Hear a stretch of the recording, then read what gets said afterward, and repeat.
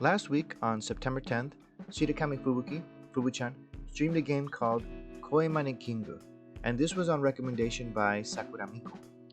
And about halfway through the stream, she was asked to imitate a bird called Umineko. And here's a little clip about what happened in that scene to understand things better.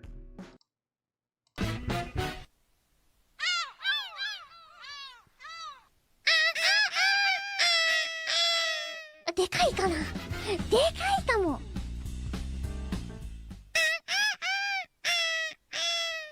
もいい感じじゃない？お、100本来たー。はい、海猫案件待ってます。海猫の案件、なんかこうビーチ、海とかの海猫の案件待ってます。海猫キングだ。聞いちゃー。海猫やってん。素晴らしい。 So at the end there, she's proclaiming herself Umineko King, king of the Umineko. The word itself, Umineko, some hardcore weebs might recognize this from the name of a visual novel, Umineko no Nakokoro ni. And this is from the same series as Higurashi no Nakokoro ni. Obviously the most popular characters, best girls, are Furude, Rika-chama, and Burn Castle. The name itself, Umineko, comes from a line that one of the characters mentions, and it says, "The case will be solved by the time the Umineko cry," or sometimes it's translated as "when the seagulls cry." And so because of this, someone could easily assume that Umineko means seagull, but the word in Japanese for seagulls as a whole, as a species, is actually Kamome. So then what's the difference between these two birds? In this video, I kind of wanted to look at how to tell a difference between them physically, what they eat, what are the differences between they eat, and where they can be found. So first off, a little bit about the names. Umineko is pretty easy. Umi being sea and neko being cat, so it means sea cat.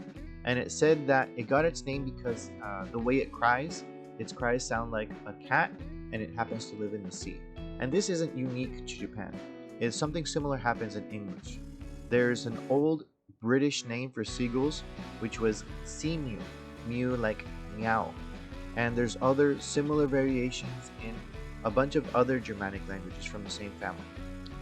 In media though, these birds are always representative of the sea. When you see an Umineko, you will think the ocean. And they're often also associated with fishermen. And that's because these birds, they like to gather in places where there's lots of fish. So when a fisherman or someone who's going out to go get some food, they see that there's a lot of Umineko out in this one spot, they know that is a good fishing spot. Kamome though, Kamome, it said that the name comes from the markings on its feathers when it's still a young bird, that it looks like a woven basket. Here's an example of some forms to weave a basket. The phrase itself, kagonome, it means the eyes of a basket, and it refers to the circles that form when you make the patterns. So kagonome gets shortened to kagome, and then kagome becomes somehow kamome. At least that is the theory. Now the funny thing about these this specific bird is that it's strongly associated with summer. Think of the spontaneous beach episode that often shows up. But in Japan, these are not actually summer birds, they're winter birds, and they arrive on their migration routes heading south. So how do you tell the difference between these two birds? Physically, they're pretty similar. Umineko and Kamome both have yellow beaks, except Umineko will have black vertical stripes and a big red spot on the very tip. That's the very easiest way to tell. Their eyes are also different. Umineko will have pale yellow eyes with a red ring around their eyelids, while Kamome have solid black eyes, or it looks like it's black, it's really dark brown. The other way to tell them apart, if they're far away, is the patterns on their feathers when they're flying. Umineko will have black tips on their tail feathers, while Kamome have black tips on the ends of their wings. Another thing, if you see them standing around in a mixed group, for example on the beach or on a pier, Both of these birds will be about the same size. There's not much of a size difference between them. But Umineko will have much grayer feathers. They both have the same areas covered, their wings and their backs, but the Umineko will have darker feathers than Kamome.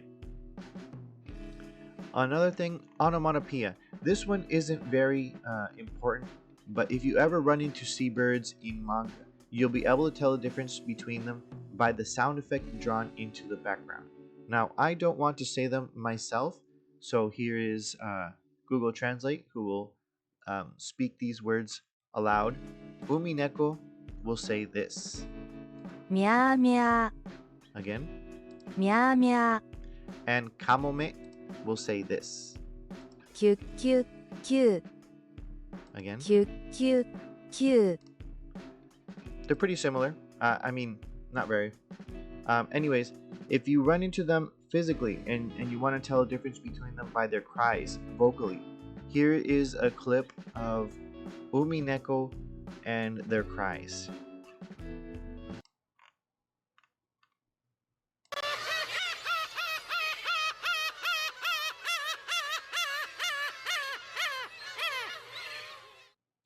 Personally, I don't think they sound like cats at all, but that's just me.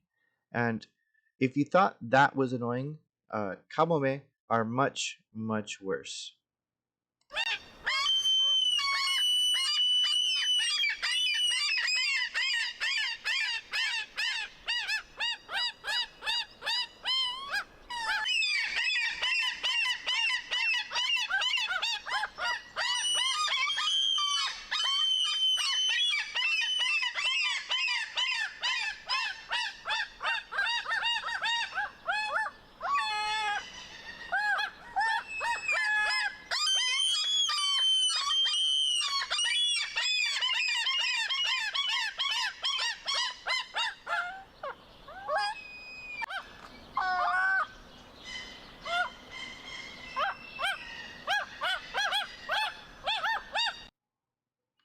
Imagine going to Tokyo and to the coast and seeing these birds ruin your summer.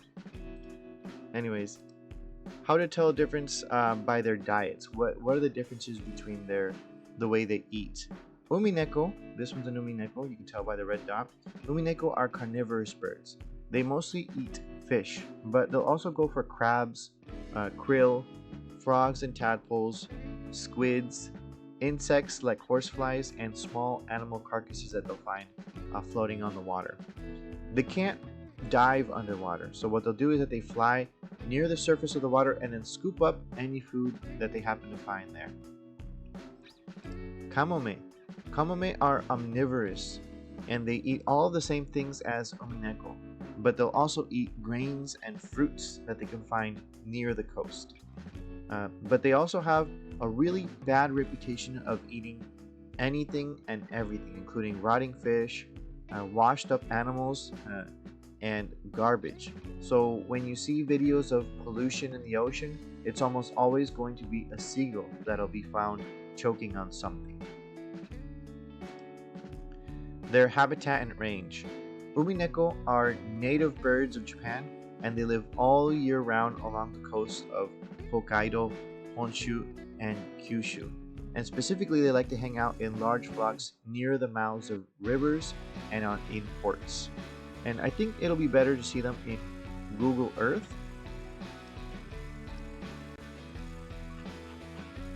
Right here. So this is Japan right here. And they'll be found around the big island of Hokkaido, in Honshu, and also in Kyushu. All around these areas.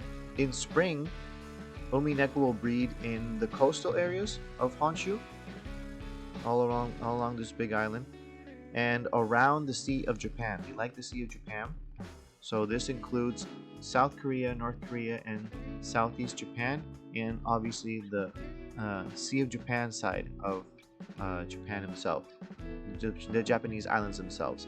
They'll also go for the chain of the Kuril Islands in the Sea of Otosk, so all around here. They like to go there in the spring. And then after breeding, it spreads out.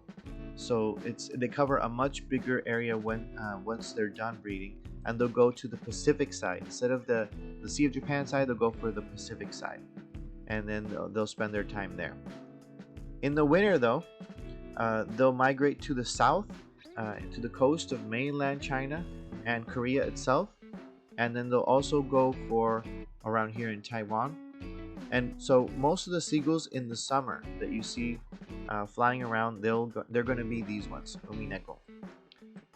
In Aomori Prefecture, here in the north, there is a place called Kabushima Shrine, here in this area right here, Kabushima Shrine. And this is very important because between the months of March and August, this is their breeding ground. This is one of the biggest places where you can find it. And so in this shrine, if you happen to go there around the breeding months and an Umineko flies over you and poops on your head, this is considered a very big sign of good luck.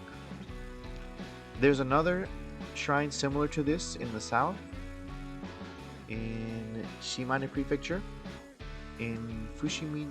It's called Fumishima Island. Somewhere around here. Here, Fumishima Island. And this island is also a big breeding ground for the bird, but it's how do you say it? Protected.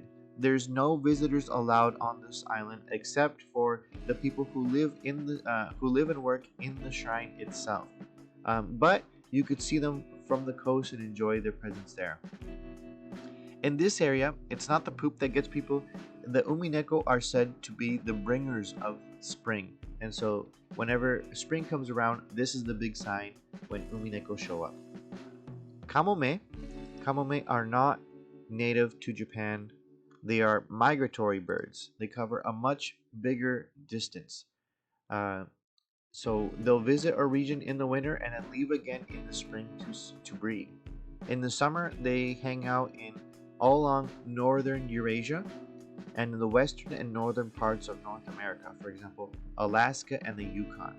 And then it migrates south to winter in southern Europe, in northern Africa, and then the Persian Gulf. And then if you see in the map, there's this big area where it skips. It's the region of the Himalayan mountains. And then it appears again in the Korean Peninsula and the Japanese islands in Southeast Asia, and then jumps the Pacific Ocean into Western Canada. Kamome don't have any dedicated shrine to them like Umineko, but they are the designated, the official birds of Kanagawa Prefecture, and specifically in Yokosuka City.